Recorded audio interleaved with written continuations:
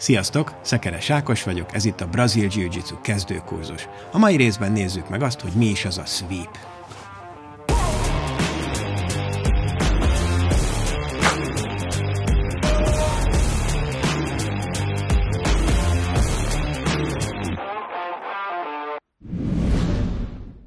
Szekeres Ákos vagyok, az ER Team Török Bálint edzője.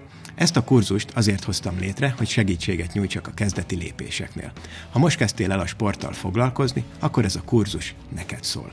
Ha tetszik ez a kezdeményezés, és szeretnél értesülni a videókról, akkor iratkozz fel a csatornámra.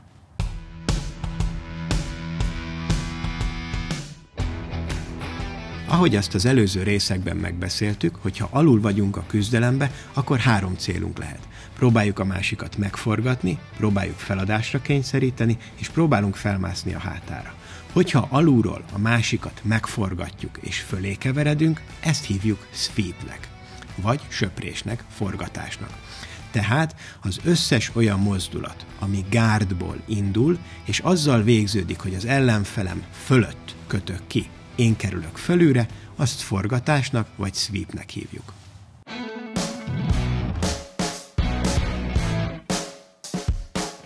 A brazil jiu-jitsu versenyrendszerében az összes olyan mozdulatot, ami alulról, guardból indul, és abban végződik, hogy a másikat megforgattam, és fölül vagyok 3 másodpercig, sweepnek vagy söprésnek hívjuk.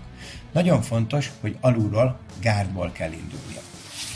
Bármilyen guard helyzetben, hogyha a másikat megforgatom, és fölülre kavarodok, akkor a forgatásért jár a 2 pont.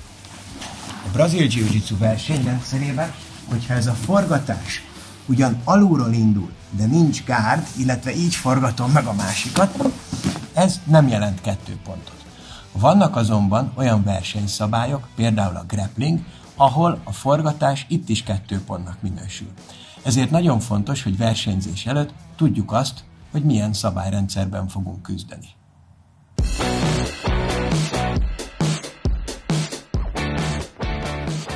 Nézzünk meg egy pár sweepet, azaz forgatást close guard pozícióból. Amikor összekulcsoltuk a másikat, elérjük, hogy a 2 kezét letegye a földre. Ahogy lendületet veszünk, felkönyökölünk, majd feltenyerelünk, és rámászunk a csípőjére. Kihúzzuk a karját, hogy ne tudjon kitámasztani, és a csípőjét oldalirányba kibillentjük. Majd nagy lendülettel megforgatjuk őt. Rögzítjük a mountot. Ilyenkor a forgatás 2, a mount pedig 4 pont.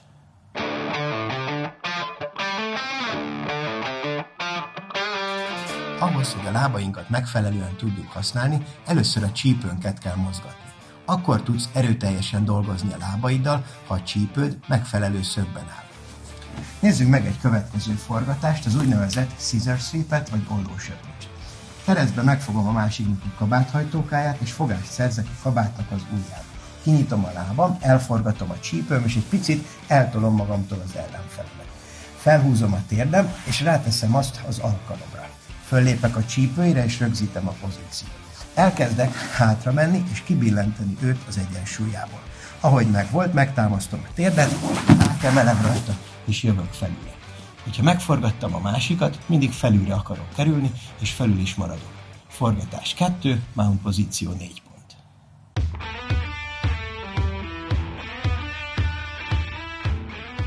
Egy technika soha nem lesz elég. Az ellenfelünk nagyon sokféleképpen védekezhet, reagálhat, nekünk ehhez mérten kell őt támadni. Nézzük meg egy újabb forgatást, a flower sweepet. Összekulcsoltam a másikat a lábam közé, és fogást szerzek a kabátnak az ujján, hogy ne tudjon kitámasztani. A másik kezemmel belekapaszkodok a nadrágnak a szárába. Leteszem a lábam, és blokkolom az ő lábát, hogy ne tudjon azzal kitámasztani. Lendületet veszek, elbillentem őt a hónaljánál, kinyitom a lábát, és megforgatom, és jövök föl mountba. Azok a pozíciók, ahol a forgatás végén mountba kerülök, nagyon értékesek, hiszen halmozódnak a pontok. 2 a forgatásért, 4 a mountért, és rögtön az egyik legdominánsabb helyzetben vagyok, ahonnan folytathatom a támadást.